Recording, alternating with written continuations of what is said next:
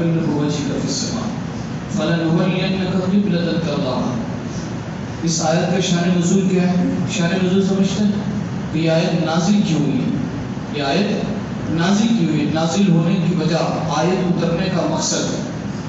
اللہ آقا علیہ الصلوۃ والسلام نماز پڑھ رہے ہیں. پہلے قبلہ کون سا تھا؟ بیت المقدس. پہلے مسلمانوں کا قبلہ کون سا تھا؟ بیت المقدس. آقا علیہ الصلوۃ والسلام نماز پڑھ رہے ہیں بیت المقدس کی طرف. توجہ رکھیے گا، بات سمجھیے گا.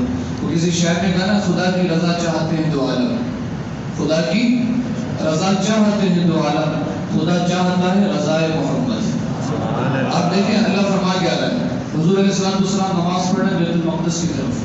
دوسری رکعت ہوتی ہے، آقا علیہ السلام کے دل میں خیال آتا ہے یا اللہ بیت المقدس کی طرف اگر نماز پڑھنے کے بجائے کعبہ قبلہ بن جائے تو کیا بات ہے؟ کعبہ قبلہ بن جائے تو کیا بات ہے؟ جامع مسجد قبلتین، جہاں سے حضور علیہ السلام نے قبلہ کا رخ چینج کیا نا، اس مسجد کو قبلتین کہتے ہیں. اور الحمدللہ مجھے جانے کا شرف حاصل ہوا. یہ کعبہ ہے، وہ بیت المقدس ہے. اتنا مطلب ایسے بھی نہیں کہ 45 ڈگری چینج ہے، نہیں، بلکہ بالکل اپوزٹ. بندہ وہ ادھر کر رہا ہے اور پیٹ کر رہا ہے بیت المقدس کی طرف. کتنا چینج. اب آقا علیہ السلام کے دل میں خیال آتا ہے یا اللہ کیا ہی ہوتا کہ میں کعبے کی طرف منہ کر کے نماز پڑھوں. اب دیکھیں یہ حضور علیہ السلام سوچ رہے ہیں. بات کیا ہے کہ اللہ تبارک و تعالیٰ نے قانون تو بنایا، لیکن قانون نے اللہ تبارک و تعالیٰ نے قانون کا پابند حضور کو نہیں کیا، بلکہ حضور نے جو چاہا وہی اللہ نے قانون بنا دیا، وہی قانون بنا دیا. اب حضور سوچ رہے ہیں. اللہ تبارک و تعالیٰ فرماتا ہے قد نرى تقلب وجهك في السماء. اے محبوب سنیں، تیرا آسمان کی طرف بار بار دیکھ رہا، میں دیکھ رہا ہوں، میں دیکھ رہا ہوں تو کیا چاہ رہا ہے. فلنولینک قبلۃ ترضاها. یہ کوئی مولوی یہ نہ سمجھے کہ کعبے کو قبلہ بنایا، نہیں. اللہ کیا جملہ ارشاد فرما رہا تھا، ضرور ہم بنا دیں گے اس کو قبلہ جس کو تم چاہتے ہو. بات سمجھ آئی نہیں؟ اگر حضور چاہتے مدینے کو قبلہ بنانا تو خدا کی قسم اللہ مدینے کو قبلہ بنا دیتا. اگر حضور چاہتے ہیں عراق کو قبلہ بنانا تو اللہ عراق کو قبلہ بنا دیتا. کیوں؟ کیونکہ اللہ نے یہ نہیں فرمایا فَلَنُوَلِّيَنَّكَ قِبْلَةً کعبہ نہیں، کہا نہیں، بلکہ قبلہ اسی کو بنائیں گے جس کو آپ چاہتے ہیں. اب یہ تو اللہ اس کے رسول کی بات ہو رہی ہے. اللہ سن رہے ہیں حضور علیہ السلام سماعت فرما رہے ہیں. اب آقا علیہ السلام نماز میں چینج ہو جاتا ہے، بالکل اپوزٹ ہو جا رہا ہے. بیت المقدس کی طرف منہ کر کے نماز پڑھ رہا ہے، اب کعبے کی طرف آ گئے. اب پیچھے تو صحابہ بھی نماز پڑھ رہے ہیں. یہ تو کتاب کا مسئلہ ہے. اب امام صاحب ذرا سے ادھر ادھر ہوتے تو لوگوں کو تو بڑا مسئلہ ہو جاتا ہے. اب لیکن وہ آقا علیہ السلام اب ادھر ہوئے، صحابہ کی آزمائش، صحابہ پریشان. اب ہمیں کیا کرنا ہے؟ حضور نے تو اپنا چہرہ ادھر کر لیا. خدا کی قسم آقا علیہ السلام کے سارے صحابہ حضور کے پیچھے آئے. نماز کی حالت ہے. لوگ کہتے ہیں کچھ نماز میں حضور کا خیال آ جائے تو نماز ٹوٹ جاتا ہے. ادھر تو پورے کا پورا آقا علیہ السلام کے پیچھے چلا جا رہا ہے. کیا کہاں سے دل سے کیا گیا ایسے لوگ؟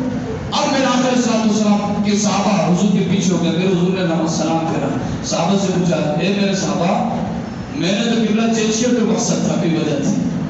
اب تم پہ تو آیت نازل تھوڑی ہوئی، تمہیں کیا پتا کہ بات پیچھے کیا ہے؟ تو تم نے اپنا چہرہ کیوں چینج کر لیا؟ میرے حضور میرے آقا علیہ السلام کے صحابہ کی عرض کرتے ہیں یا رسول اللہ، ہم نے تو دین سیکھے ہی آپ سے، دین تو ملا ہی ہے آپ سے.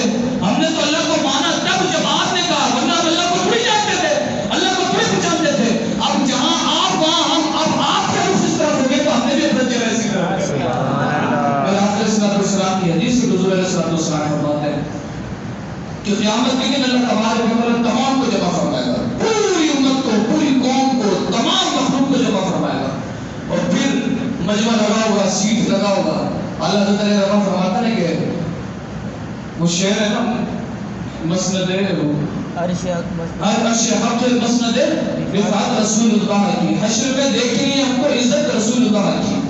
حشر میں کیا دیکھیں گے؟ عزت رسول اللہ کی. اب حضور کیا فرما رہا ہے؟ قیامت کے دن ہوگا، ساری مخلوق جمع ہوگی، اللہ تبارک و تعالیٰ اپنا کرسی بچھائے گا. اب اللہ تبارک و تعالیٰ اس میں جلوہ افروز ہوگا تو فرمائے گا محبوب یہ سارے لوگ میری رضا چاہتے ہیں. حدیث کے بعد کلہم یطلبون رضائی، یہ ساری مخلوق میری رضا چاہتی ہے، میری مرضی چاہتی ہے. یہ چاہتے ہیں کہ میں اس سے راضی ہو جاؤں، لیکن یہ سوڑیا میں چاہتا ہوں کہ تم مجھ سے راضی ہو جائے، تم مجھ سے راضی ہو جاؤ. تو آقا علیہ السلام فرماتے ہیں کہ اس وقت تک میں اپنے رب سے راضی نہیں ہوگا جب تک رب میری امت کا فیصلہ میرے ہاتھ میں. یار حضور ہم سے اتنا پیار کریں. میرا آقا علیہ الصلوۃ والسلام کی حدیث ہے عائشہ صدیقہ رضی اللہ عنہا فرماتی ہیں, آپ کیا فرماتی ہیں؟ فرماتے ہیں یا رسول اللہ صلی اللہ علیہ وسلم میں نے دیکھا کہ آپ کا رب آپ کی خواہش پوری کرنے میں بہت جلدی کرتا ہے. کیا میں دیکھتی ہوں کہ ابھی آپ کوئی بات کرنا چاہتے ہیں, آپ کا رب پورا کر دیتا ہے, بڑا جلدی کرتا ہے آپ کی خواہش پورا کرنے میں. کیوں؟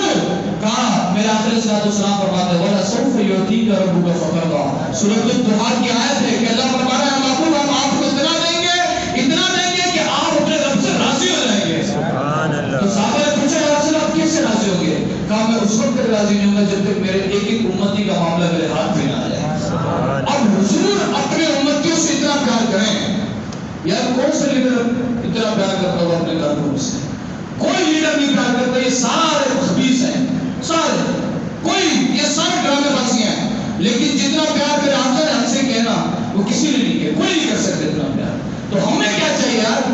ہمارا کیا مقصد ہونا چاہیے زندگی کا؟ ہمارا بھی یہ مقصد ہونا چاہیے کہ یا رسول اللہ جیتے بھی آپ کے لیے, مرتے بھی آپ کے لیے. ہاں ہماری زندگی کیوں آگا سے پہلے اللہ نے فرمایا نا کہ زمین و زمان تمہارے لیے, ہمارے یہاں تمہارے لیے, اٹھے بھی وہاں تمہارے لیے, چوری میں چنا تمہارے لیے, دہن میں زبان تمہارے لیے, جسم میں جان تمہارے لیے, سارا کچھ حضور کے لیے. اللہ تبارک و تعالی ہم سب کو عمل کی توفیق عطا فرمائے. اور اگر ہم قرآن کو سمجھے نا تو قرآن کی ایک ایک آیت, میں آپ کو صحیح بات بتاتا ہوں, اور جس طرح سے میں نے کہا تھا کہ میری کوشش یہ ہوگی کہ 27 دن کا درس شان حبیب الرحمن میں آیت القرآن ہو, کہ ہم وہ آیتیں سنیں جس پر حضور کی شان بیان کی گئی. ہم لوگوں میں سے تھوڑی سی کہتے ہیں حضور کو تو یہ نہیں پتا, حضور کو تو وہ نہیں پتا, دیوار کے پیچھے کرنے جاتے ہیں, شرم کر دیا ہے.